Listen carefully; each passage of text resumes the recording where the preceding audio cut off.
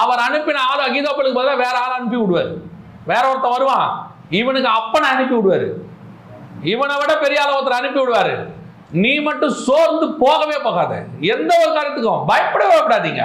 தைரியமா சொல்லுங்க, அகிதோப்பல் போனா போகட்டும், கர்த்தர் என்னோடு கூட இருக்கிறார். அகிதோப்பல் செத்து போவான், கர்த்தர் ஜீவனோடு கூட இருப்பார். அல்லேலூயா. இது மனுஷனுடைய ஆலோசனை. ரெண்டாவது ஒரு ஆலோசனை இருக்குது, இது கொஞ்சம் டேஞ்சர். இது என்ன ஆலோசனை? வாசிங்க. இதே தாவீதுக்கு தான், ரெண்டாவதும். யார் கொடுக்கிற ஆலோசனை பாருங்க, வாசிங்க. 1 நாளாகமத்தின் புஸ்தகம் 21ஆம் அதிகாரம் 1வது வசனத்தை வாசி. சாத்தான் இஸ்ரவேலுக்கு விரோதமாய் எழும்பி தொகையிடுகிறதற்கு தாவீதை இருதயத்தை ஏவினான்.